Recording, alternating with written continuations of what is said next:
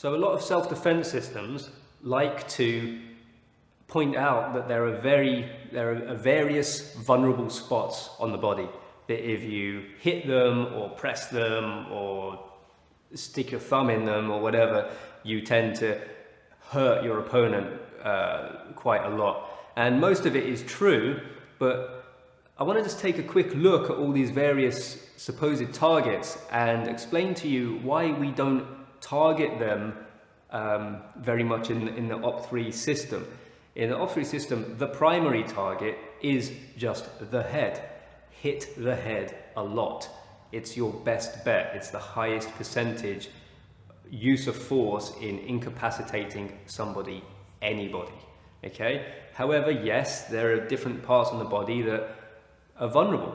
Let's take a look at those in no particular order. First one is the throat. People, self-defense and combatives, people, they love to like talk about striking the throat, and I've heard it referred to as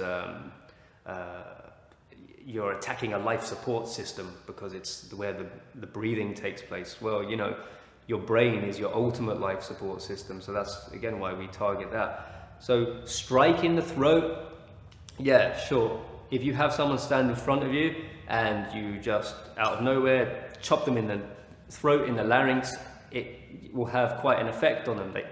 They gag, things like that. Can you collapse a larynx in such a way that they just can't breathe anymore and they die? You'd have to use a hell of a lot of force for that. The larynx is made of rubbery type of material. You can literally pinch it closed on somebody, and I've felt this, it's horrible, and let go and it just opens up again. And for a moment, it's a very disturbing experience for sure. But again, let's say you've done that to somebody, you know, there's some people call it like a C grip or, you know, whatever, dragon fist or something from Kung Fu. You squeeze somebody's larynx closed. Yes, it's a horrible kind of sensation. The moment you let go, they're back in the fight. Okay? So again, with this type of attack, what you're relying on really is that this opponent will have a psychological repulsion, an emotional repulsion against what you're doing, and therefore will no longer want to fight. The problem with that is that you are making an assumption about where that person's threshold for unpleasantness is.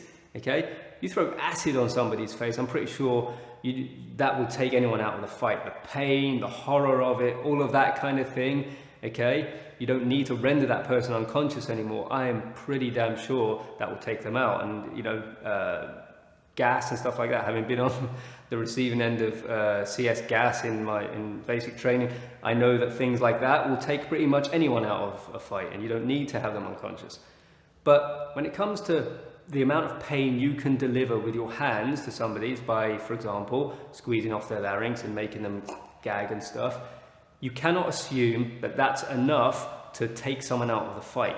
Again, you've got to assume that your opponent, who is you're probably not the first person they've ever attacked, is going to be hard as nails. You got to just assume that, okay? So also going back to the target, striking the throat, that gag reflex and stuff, for sure. Another problem though with striking the throat is that you've got to actually get the thing first. People tend to fight with their heads down, with their chins down, to protect that throat.